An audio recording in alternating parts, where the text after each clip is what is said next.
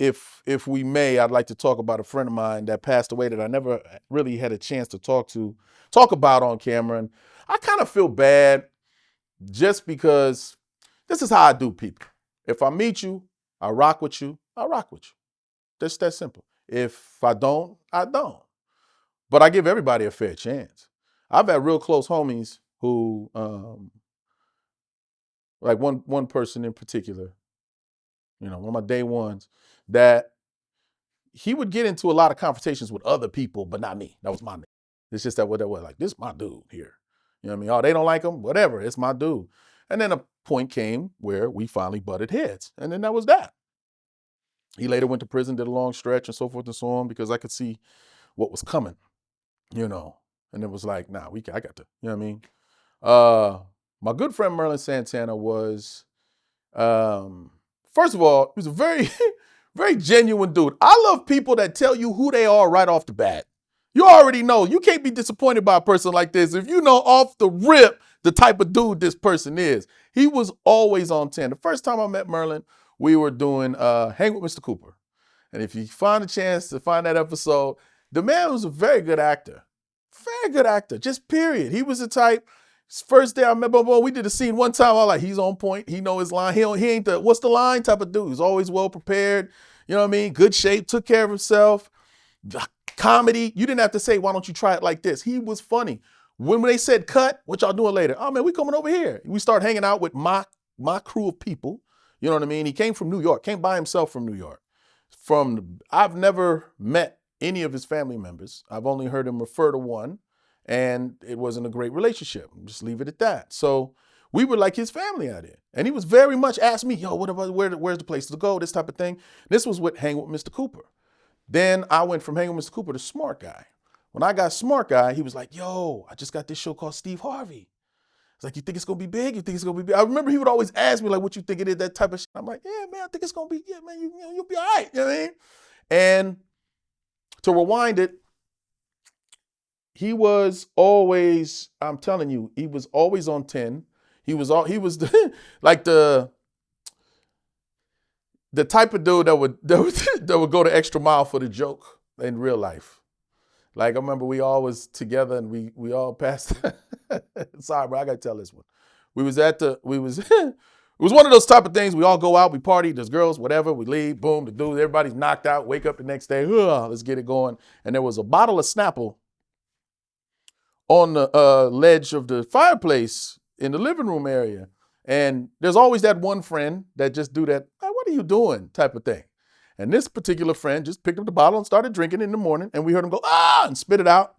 And Merlin comes running out the back. Who drank it? Who drank it? This motherfucker. We knew would be one. Of course, he pissed in the Snapple bottle. Like, why would you piss in the Snapple bottle? To what end? Because we knew this motherfucker was going to drink. Just some wild air. Like, there's some frat boy shit. But it was funny to us. We laughed and laughed. This was the type of dude, Merlin. He would just do wild shit like that. He liked who we liked. He went the extra mile to impress, enjoy. He liked, clothes. We went through the whole Versace shirts with the pleated pants. Like, we went through that whole, we was addicted to the Versace shirt. All Tupac started it. And everybody had to get a Versace shirt. You know what I mean? And we got into a lot of street shit with this dude because he was just, I know they've talked about, we can talk about that a little bit too. I mean, we kind of have to talk about it for me to tell my story of Merlin. We got into fights. We went to we fought there was a nightclub called Paradise. I know I've never talked about this before on camera. There was a night we all went out, right? Me, Merlin, a couple of my day ones, and we're in a limo. I'll tell you how long ago back was. We're leaving the club and bloated, everybody drunk, this type of thing, and somebody's yelling like, "Move that car out the way, homie!" Type of fuck you, nigga. What? It's talking now. Yeah, shut the fuck up. We move when we ready. Just extra because we drunk. And they're like, "Oh my, get your ass in the limo." And I remember they pushed me in, like, all right. He's like, my people, like, get in there, man. And I get in the car, and I'm just like, let's get the fuck out of here, man. So look, now these niggas out here fighting and shit. And I look back over and I'm like, wait a minute, that's my niggas. And I hop out the car and I remember seeing one of the shirts, one of my homeboys had my shirt on and it was like silver and black Versace. And I remember just seeing his elbows going. And I'm like on my way to him. I'm drunk. I'm like stumbling through, but it's like a fucking It's like a movie, bro. I'm gonna keep saying that because I can't describe it no other way. It's like they staged this shit, but there's people falling over here. I look and I see Merlin running with a security flashlight after somebody, and then two security guards running after him. Like this thing just snatched the security flashlight to hit it. You know what I mean? It ends with all of us meeting back where the limo was supposed to be, but the limo left us.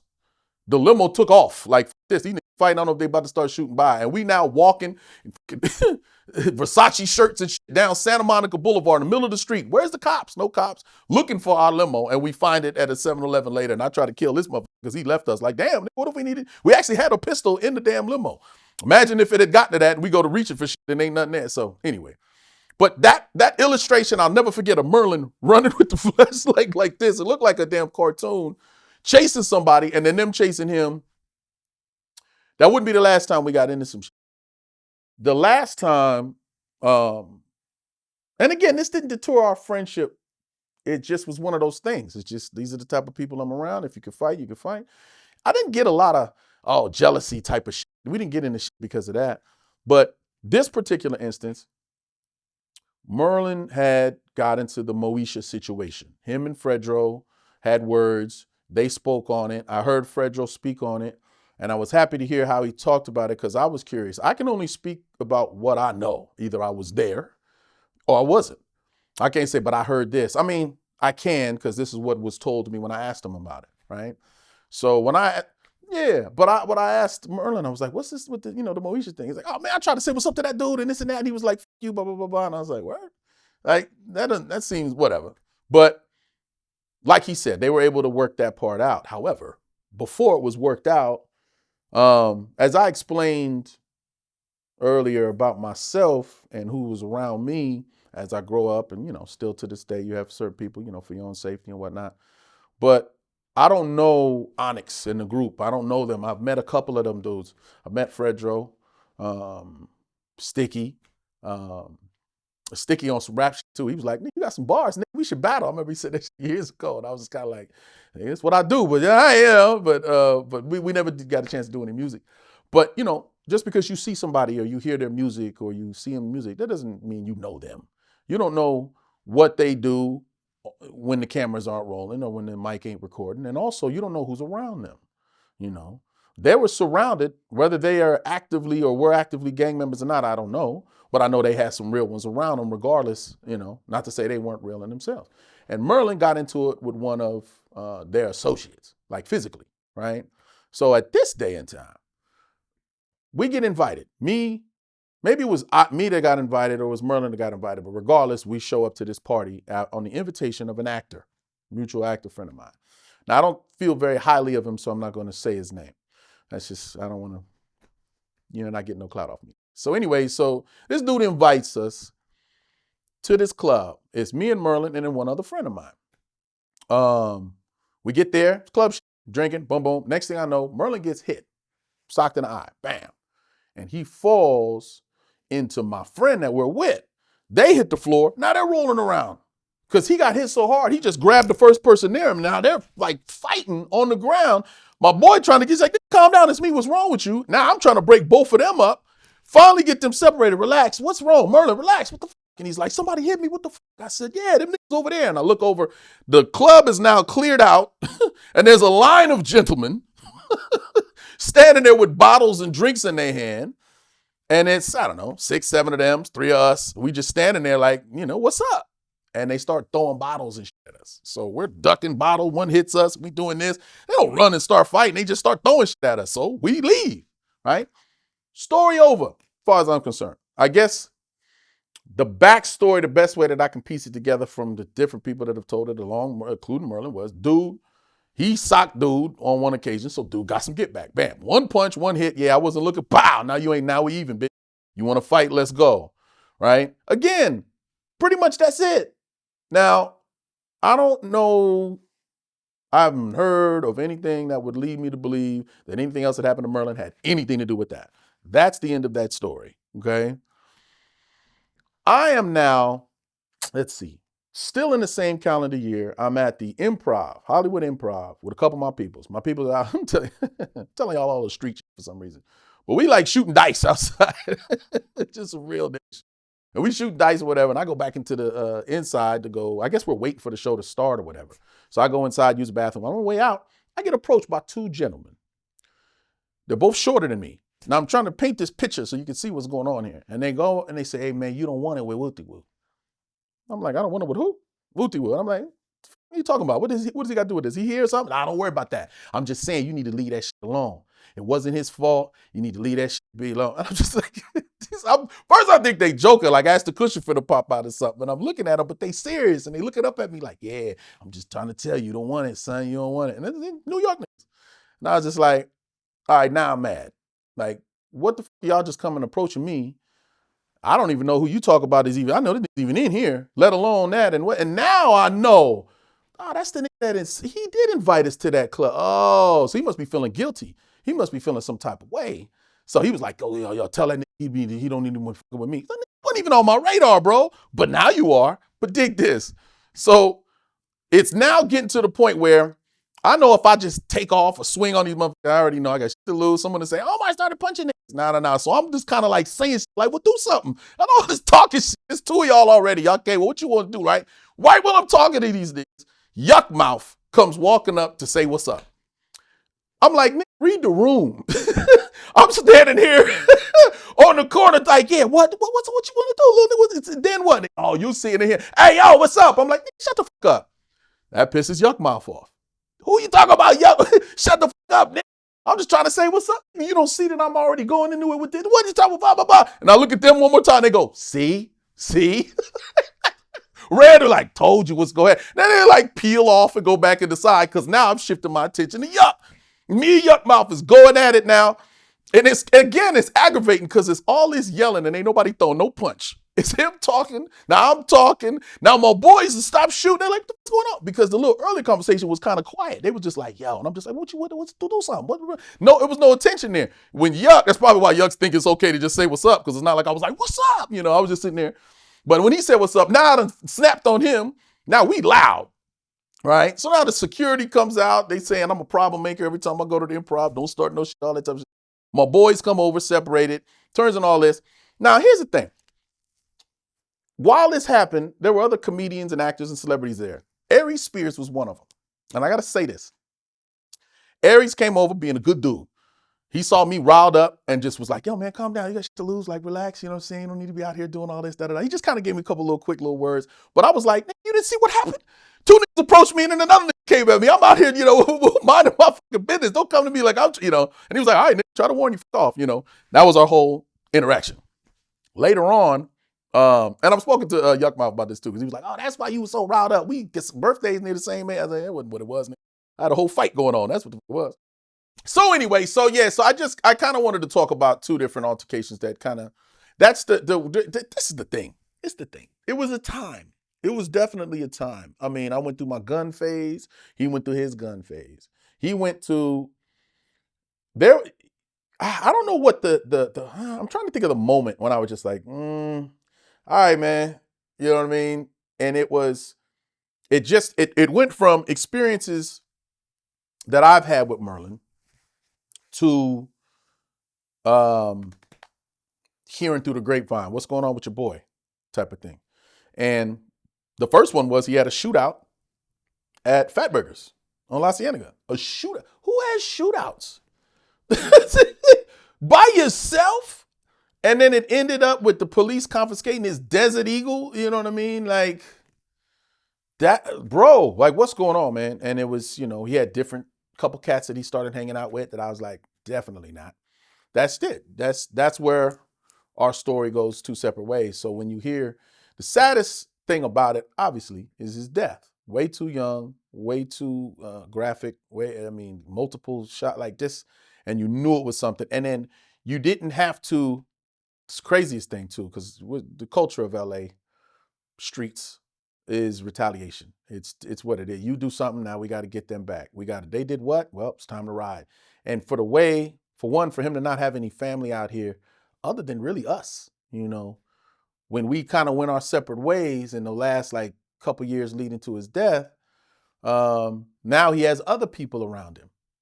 what I could pride myself in saying, or I can't, actually, I shouldn't say that, but I know when he was with us, he was good. Like if you in our circle, we got each other's back. It's just that simple. We look out the same way. We may get into altercations, but we all had each other's back. You know what I mean? The brawl that we had in Paradise and all that, boom. I had a partner walking behind me, socking it like it was, all this was like a movie.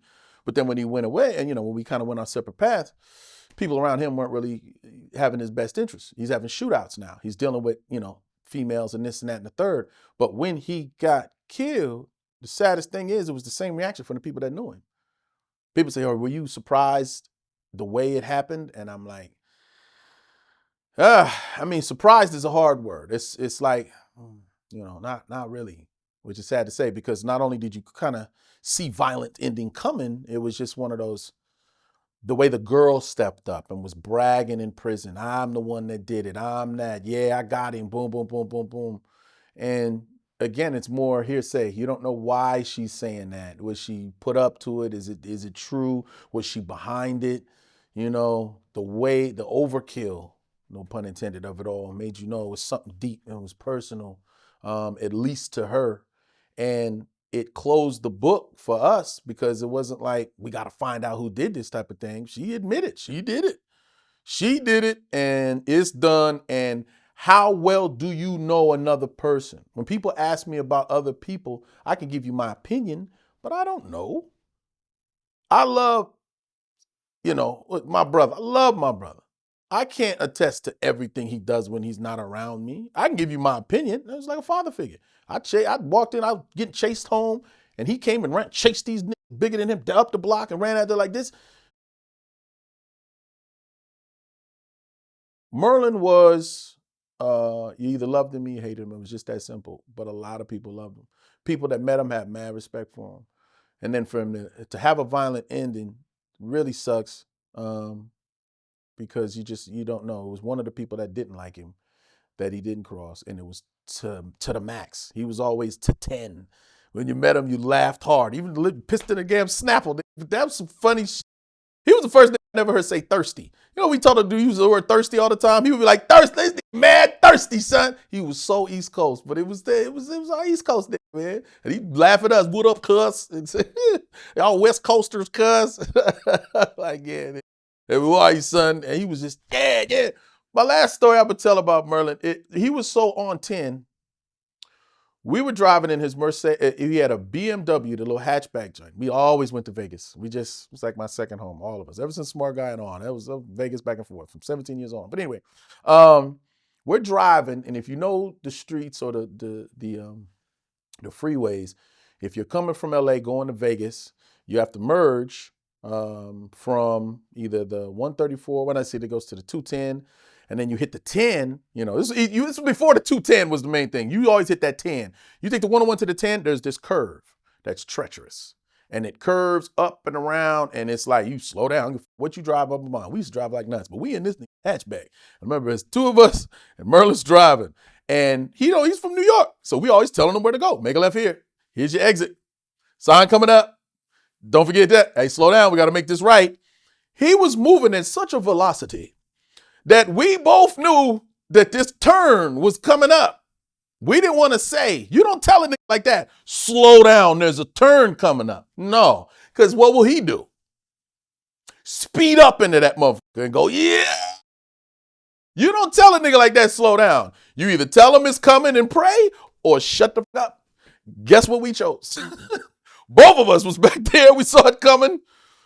All right, you just missed it. Yeah, he just missed it. He just missed the turn. I was back there. We get off on the next one. Maybe you just keep going straight. We'll figure this shit out. We wasn't going to tell that. Oh, we would have been dead. Oh, easy work. Because that turn, I think it actually claimed some lives, man. So what you get with a Merlin Santana. I haven't met anybody like him since, for sure. Not even close. Just if he rock with you, he definitely rock with you. And if he didn't, you might get caught with one, And truly tragic. But if he was still alive, he would be one of the great actors of today. He'd be in all the movies. He'd easily make that transition to doing drama and comedy. Gone too soon, R.I.P. And he was definitely one of my people, though. You know what I mean? So I had to really kind of tiptoe around that story best I could, but that was really my guy, man. R.I.P. Merlin Santana. I had Yeah. no idea. So the woman that was behind him getting killed, she in prison bragging about it? She was in prison bragging, bro. Bragging. I got him. I don't know what happened to her, or how far that went. But she was young too. She was young, younger than him. I'll just put it that way. I don't think she was like underage young, but she was young. And because I think she went into, damn, is she going to, well, anyway, I won't speculate on that. It's too long ago to remember. But yeah, when they locked her up, wasn't hard to find her. And when she got in prison, she was bragging about it. I'm the one that did it.